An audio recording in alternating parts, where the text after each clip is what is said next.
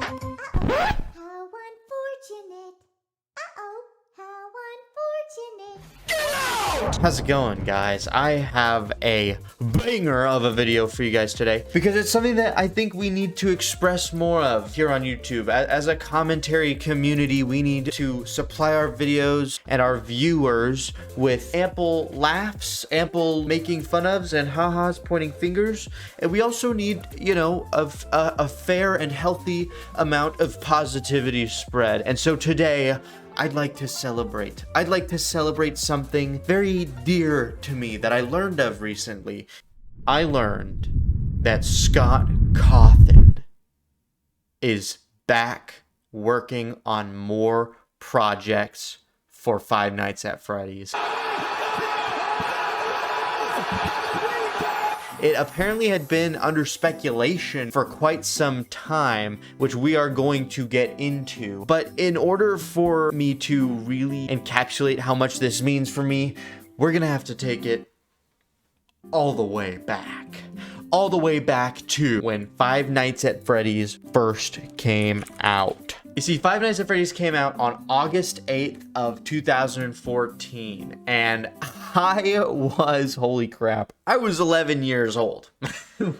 Sitting in the playground with my classmates at recess when one of my friends came to me and said that he had a scary game he wanted to show me. Me being a kid who actually loved horror at the time, me and my friend had accumulated more than enough hours of watching horror content on YouTube. And by horror content, I mean top 10 scariest ghost sightings at Disney World attractions, where number 5 was an animatronic video just doing animatronic things, and it scared the shit out of me. But because I was so hooked on that as a young kid, when my friend came to me and said that he had a fun, scary game to show me, I was all in. A fun, scary game? And you have it and you can show me? Let's freaking go. And so we went over to the computer classroom where he had actually installed the game, and we both played it. And I was like, okay, it's animatronics in a thing. This isn't scary. I was my britches, dude. 11-year-old me was like, holy. I actually scared myself. I bumped into the chair. I'm so sorry. He's sleeping. He take a little nap. And so is that one. That one's taking a little nap too. Oh, I'll show you on the good camera. That one taking a good nap too. I was my britches. Dude, I was literally so scared. And when I saw Bonnie and Chica disappear from the stage, I got out of my chair and I ran. Okay, I ran through the hallway. I was crying. I was scared for my life. I thought they were gonna come get me. Chica and Bonnie were gonna kill me. But I was also instantly hooked on it because adrenaline has always been very fun. I'm not a crazy thrill seeker, all right? Far from it. Horror games do me plenty. But I love the thrill of adrenaline. That kind of started my obsession with the game. The next day I asked him if he still had it on the computer, and he said no, because I think whoever the computer classroom teacher was checked and erased the game from the computer. Probably because he had seen 2 kids play a scary game on it and then had one of them run through the hallways screaming and crying about it. But he said that the game was gone, but he told me the name. It was Five Nights at Freddy's. Now, at the time, I had also been watching a lot of Markiplier and Jacksepticeye, PewDiePie. Those were definitely my main interests on YouTube, was just that group of creators. I was not a Vanos kid, okay? Don't come for me. I don't hate him. But I did not watch those people growing up. I saw them all play, and I was like, I love this. There's story, scary animatronics, and all of my favorite YouTubers are playing it. Boom. Oh my gosh. Instant fixation. You've got like 3 different powers coming up and just like grabbed my little 11-year-old heart and was like, we're gonna be taking a hold of this for the next 10 years of your life. And they fucking ripped it away, and now I'm bound to Five Nights at Freddy's. I literally am obsessed with every game that comes out. Very excited for the Into the Pit game.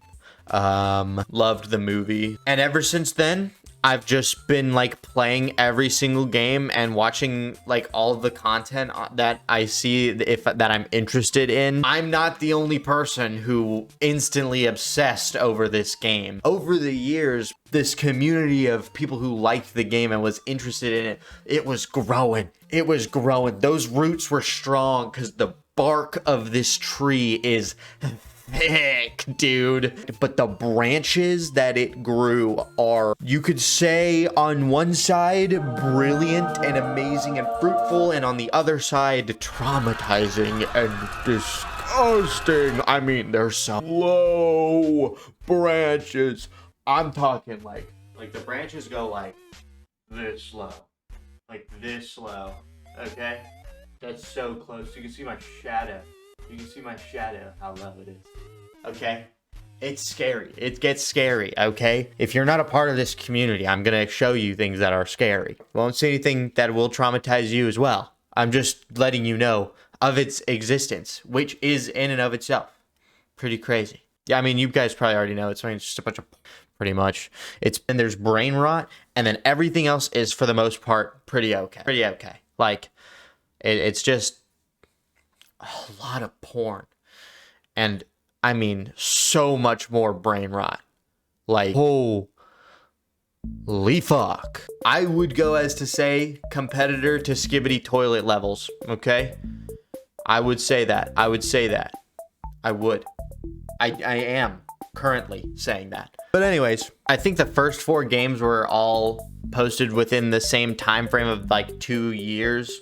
Fnaf 1 came out August 8th, 2004. Fnaf 2 came out November 11th, 2004. Fnaf 3 March 2nd, 2015, and Fnaf 4 July 23rd, 2015. I'll try not to say FNAF too much. Sorry, guys. Five Nights at Freddy's World came out January 21st, 2016. So it was FNAF World was pretty much 5. The next game, Sister Location, came out October 2016, over half a year later. FNAF 7. FNAF 7. Freddy Fazbear's Pizzeria Simulator is the official title. It was a crazy prank game, guys. And then it's a real game, and everybody was like, whoa, what the f. That was December 4th, 2017. I know, I feel old too. Stay with me, day oneers. Stay with me. We're getting through it. After that, June 27th, 2018, half a year later, we get Ultimate Custom Night. Then 2017 to 2019, Five Nights at Freddy's Help Wanted is released on May 28th and is the first Five Nights at Freddy's virtual reality game. And then Scott releases Security Breach. But in between Security Breach and Help Wanted, in June of 2021, Scott started trending as a topic on Twitter. I hate Hushy. Bitch, you lying. When his publicly available political donations were shared on Twitter. All of Scott Cawthon's donations were to Republican Party politicians, including U.S. President Donald Trump. He posted on Reddit to confirm his support for the Republican Party, describing himself as pro-life. He claimed that he had been doxxed and had received threats of violence and home invasion after his donations were publicized. While the reaction to his post was mostly positive on Reddit, it was mixed on other social media platforms such as Twitter, where some members of the LGBT community reacted negatively. Days later, Scott Cawthon announced his intention to step away from professional game development and appoint someone else to assume creative control of the franchise. At least in my perspective, at this point, 2021, I had just turned 17. A month later, one of my favorite game creators is leaving, and he posts this nice, very nice post. Like, this post genuinely, like, such a tearjerker for the time, especially knowing that he was leaving and that somebody who I very much appreciated his work was going to be going away. It felt bad, you know. It just, I don't know, I was emotional. He says, before I say anything else, check out this awesome piece of fan art. Pretty amazing stuff, right? I have boxes and boxes of artwork like this from fans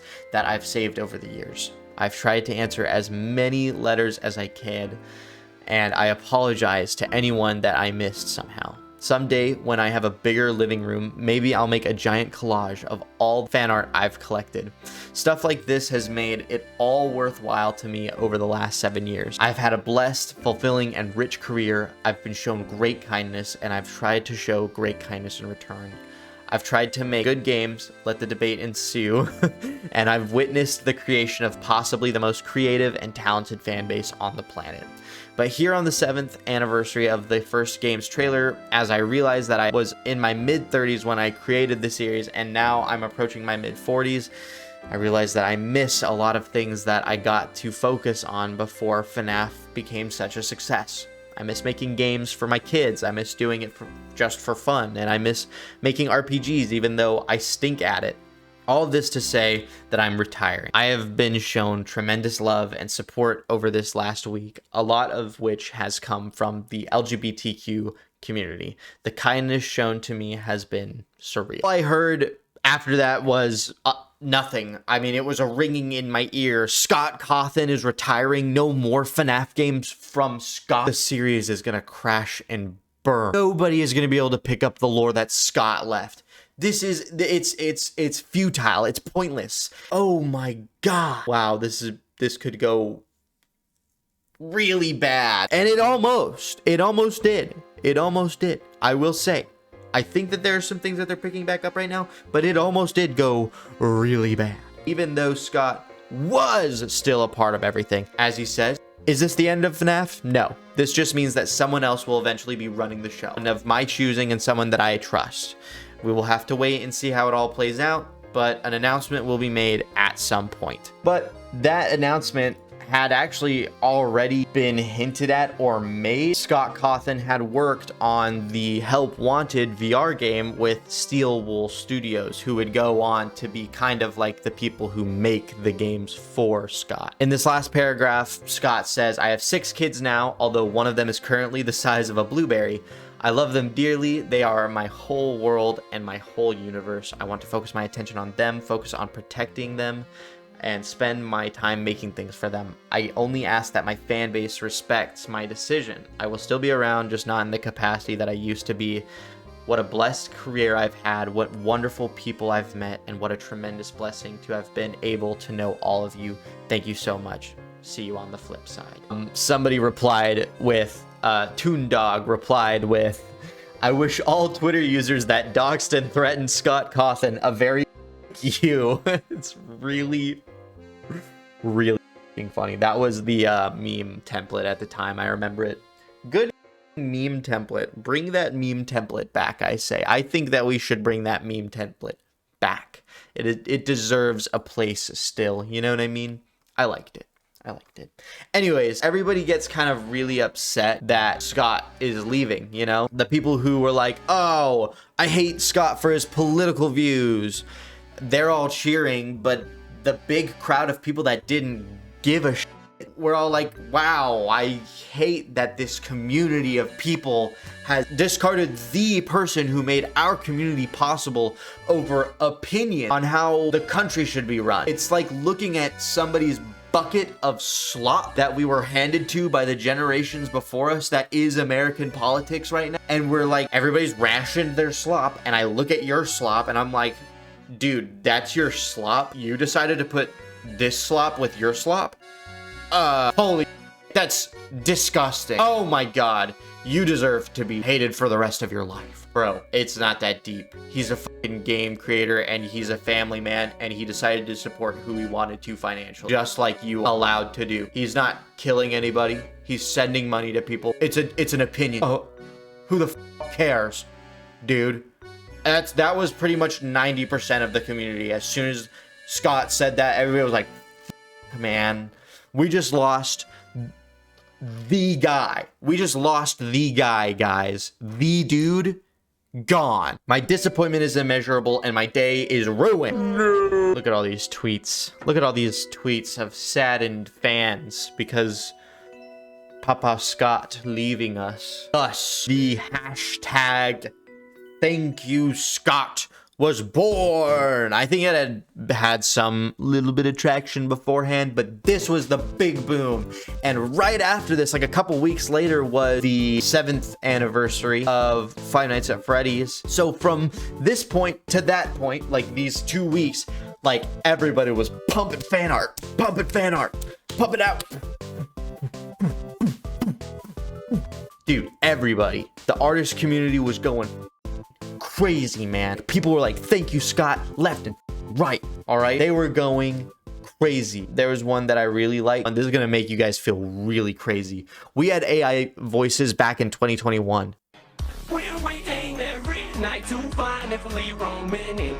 This shit sound like ass. A ton of people just celebrating the fact that Scott made such an amazing game. Sad to see him leave.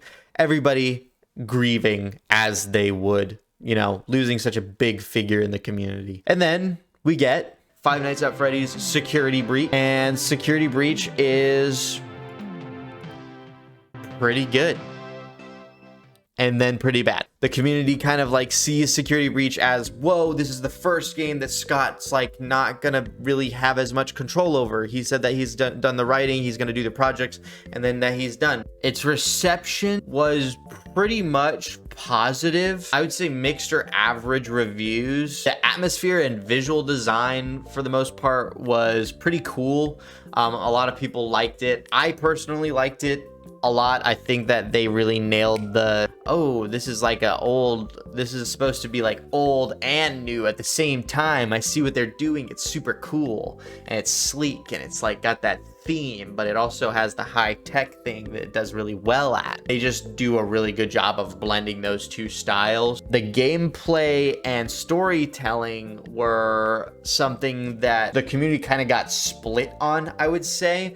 Half of the FNAF community was like, it doesn't really tie any of the, you know, knots closed, but, you know, I'm satisfied with the way that the characters were written. Whereas the other half of the community was like, oh my god, burn this. This is so bad. This creates more questions. There's so many loopholes. Holy shit. Oh my god, we're all gonna die. And none of it makes sense. And also, a bunch of bugs. Like, so many bugs with the game, at first at least. The game was broken to an extent that it affected how scary the game was.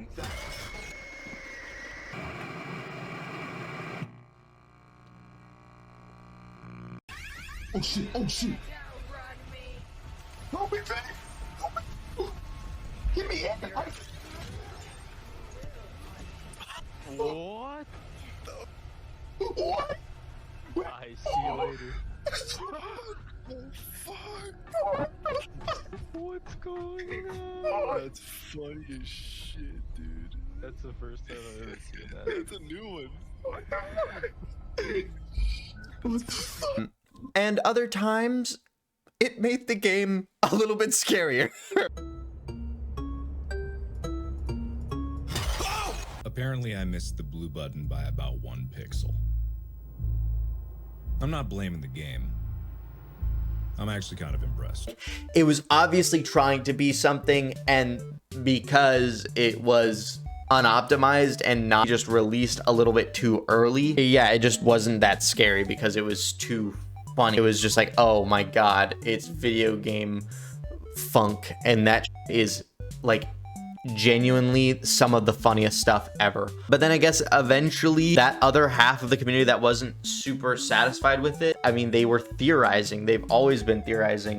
It's kind of, some of these things are lining up, but it is also like Five Nights at Freddy's is just answering questions to ask new ones. And I mean, that's what I love about it. I love that about the games and the community. It's what made this game so popular. And then we got Ruin. That is really well received. It answered a lot of questions in the community. Also bringing up maybe a new storyline for the series to follow. That would be pretty cool. Different people to focus on, new characters, how this story, how this world affects other people. Very interesting to think about. And then the same year, actually, we get Five Nights at Freddy's Help Wanted 2, another Five Nights at Freddy's VR horror game. Pretty solid. Nobody really had any complaints about it. People were a big fan of it. It was fun. It was cool. And then this year, we're expecting to see Five Nights at Freddy's Into the Pit. It's gonna be the first fully 2D made with pixel art game added to the actual Five Nights at Freddy's universe. So we've got new developers making the games. Mega Cat Studios coming in. Really excited to see more developers come in and develop for these games. This all comes out, and then the next month, February, Scott tweets out one of my favorite tweets that I've ever seen from him. Scott says, "Hey everyone, just wanted to say that Security Breach wasn't my last project. The Five Nights at Freddy's movie wasn't, and the new Into the Pit game isn't, and I have lots of existing new plans for the near future. I love you all."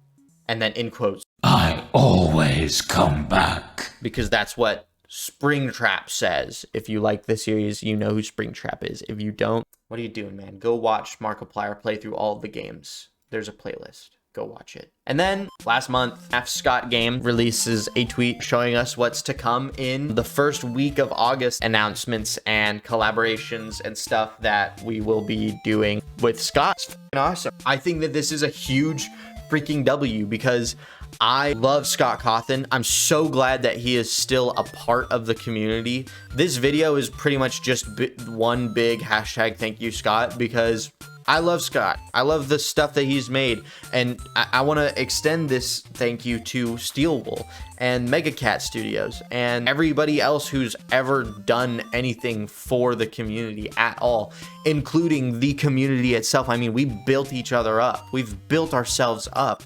We've weeded out the bads like Theft King and Lady Fizzy and Smike. Oh my God, Smike. Holy crap. You guys remember Smike? Holy. We've weeded out bad people before. Like, this community is very strong. So I guess a huge thank you to you guys as well for keeping it lit, keeping the fire warm while Freddy Fazbear eats pizza. You guys are doing a good thing. But yeah, I think this is a huge W. I think that more people need to celebrate Scott's return. And even though he announced this a long time ago and, you know, we've had him back in the community for a while, I just think it's such a huge W to not just talk about just for the sake of being positive. Yeah, that's what I think about it. Let me know you guys' thoughts. I really want to hear what you have to say. Make sure, real quick, before you go, I know I say this a lot, but it really means a lot when you guys subscribe and like the videos. Okay. Leave a comment and like and subscribe. Okay, bye.